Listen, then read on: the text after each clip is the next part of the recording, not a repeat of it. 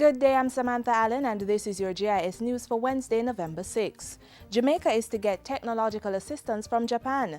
That commitment was contained in a technical cooperation agreement signed between Jamaica and Japan on Tuesday as Prime Minister Portia Simpson-Miller continues her three-day working visit in the country. Mrs. Simpson-Miller also signed a joint declaration for the strengthening of bilateral relations with her Japanese counterpart. Jamaica is an important partner with which we have enjoyed an amicable and cooperative relationship over the years, as we both are maritime states sharing fundamental values such as freedom, human rights, democracy, and rule of law. Mrs. Simpson-Miller thanked Prime Minister Abe for the warm hospitality and renewed the island's commitment to deepening bilateral, regional, and multilateral relations with Japan. Jamaica welcomes increased activity by Japanese firms and investor interest in our country.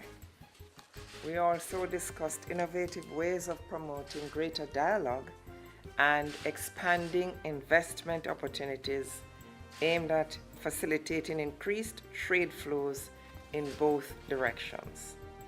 Prime Minister Simpson-Miller also congratulated Japan on its winning bid to host the 2020 Olympic Games. The Prime Minister also met with the Parliamentary Friendship Group to further strengthen relations between the two countries' elected representatives. Mrs. Simpson-Miller's visit continues Thursday when she meets with several business interest groups, including the Japan Association of Travel Agents. Visitor arrivals from Canada into Jamaica are expected to increase as a result of successful meetings held by the Tourism Ministry in the North American country. Minister of Tourism and Entertainment Dr. Wickham McNeil recently led a delegation to Canada for meetings with tour operators and airline partners.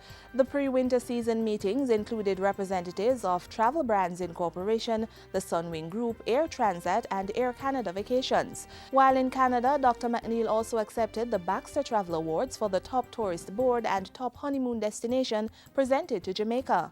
In addition, the minister officially launched the Jamaica Tourist Board's new advertising campaign, Jamaica Get All Right, to the Canadian interests. Between January 1 and April 2013, there were more than 209,000 airline seats to Jamaica from Canada.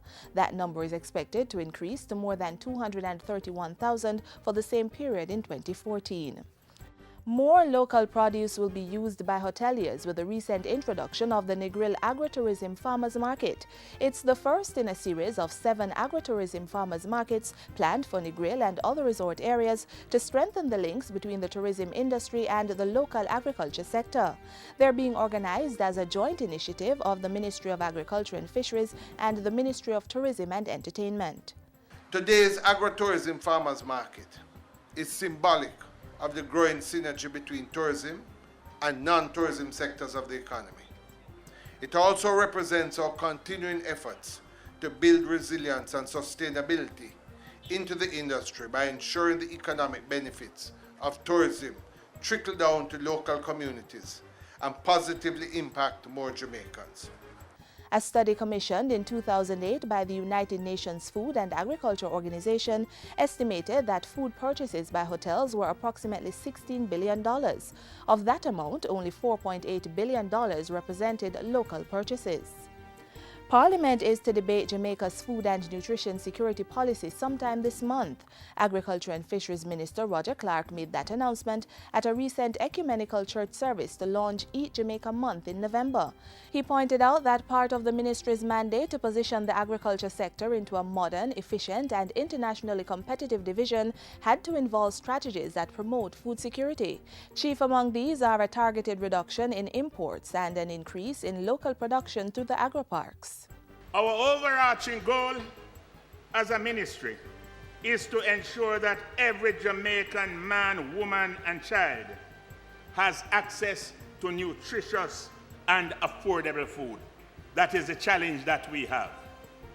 Because, ladies and gentlemen, Jamaica's food is the best food. And that's it for JIS News today. I'm Samantha Allen. Thanks for watching.